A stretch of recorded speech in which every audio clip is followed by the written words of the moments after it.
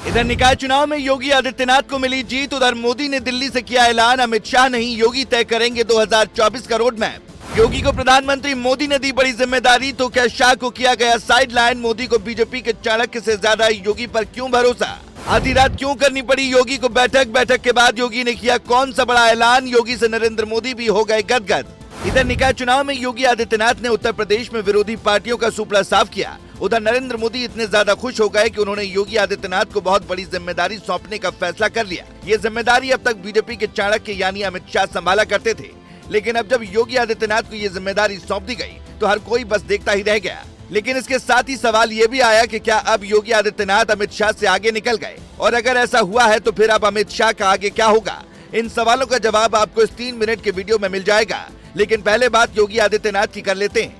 यूं तो उत्तर प्रदेश में भारतीय जनता पार्टी की सालों से सरकार रही है, लेकिन जब से योगी आदित्यनाथ मुख्यमंत्री बने हैं तब से उत्तर प्रदेश में केवल इतिहास ही बना है। 2022 के विधानसभा चुनाव में जीत दर्ज करने के साथ योगी आदित्यनाथ ने झंडा गाड़ दिया था और दिखा दिया था कि उत्तर प्रदेश में लगातार 2 बार बीजेपी की सरकार बन गई, क्योंकि उससे पहले कभी ऐसा नहीं हुआ था। लेकिन 2022 के इलेक्शन के बाद जहां नरेंद्र मोदी ने योगी पर भरोसा करना शुरू किया था, वहीं इस बार 2023 के निकाय चुनाव में भी योगी आदित्यनाथ ने खुद को ऐसा साबित किया कि मोदी भी हैरान रह गए। निकाय चुनाव में भी भारतीय जनता पार्टी को बहुत बड़ी जीत मिली, या यूं कहें कि ऐतिहासिक जीत मिली। जितनी सीटें इस बार निकाय चुनाव में भारतीय जनता पार्टी को मिली हैं, इससे पहले इतनी सीटें बीजेपी कभी भी नहीं जीती थी। निकाय चुनाव में चली बीजेपी की आंधी, हवा में उड़ गई साइकिल, देखती रह गई मायावती, सोच में पड़े राहुल गांधी। लेकिन किसने सोचा था कि यही निकाय चुनाव योगी आदित्यनाथ के लिए वरदान साबित होगा और उन्हें बहुत बड़ी जिम्मेदारी मोदी खुद सौंप देंगे। मीडिया रिपोर्ट के मुताबिक निकाय चुनाव में मिली बम्पर जीत के बाद योगी आदित्यनाथ को पूरी तरह से उत्तर प्रदेश की कमान सौंप दी गई है। यानी किसको टिकट देना है, किसका टिकट काटना है, कहां कितने नेताओं को मैदान में उतारना है, सारी चीजें तय करने का अधिकार योगी आदित्यनाथ के पास होगा।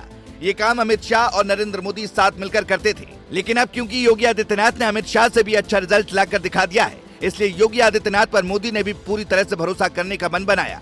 आपको बता दें कि कर्नाटक में भले ही बीजेपी को हार मिली हो, लेकिन जिन जिन सीटों पर योगी आदित्यनाथ चुनाव प्रचार के लिए गए थे, वहां पर अच्छी खासी बढ़त मिली और कई सीटें भारतीय जनता पार्टी जीती थी, जिससे एक बात तो साफ हो गई कि कहीं न कहीं योगी आदित्यनाथ की लोकप्रियता दिनों दिन और ज्यादा बढ़ती जा रही है।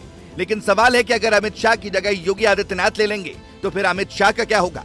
अमित शाह नरेंद्र मोदी के वो तुरुप के इक्के हैं, जब सारे पत्ते फेल हो जाते हैं तब अमित शाह काम आते हैं। ये बात अमित शाह को भी बहुत अच्छे से पता है कि मौजूदा समय में अगर किसी चीज की अहमियत है तो वो पार्टी की जीत की।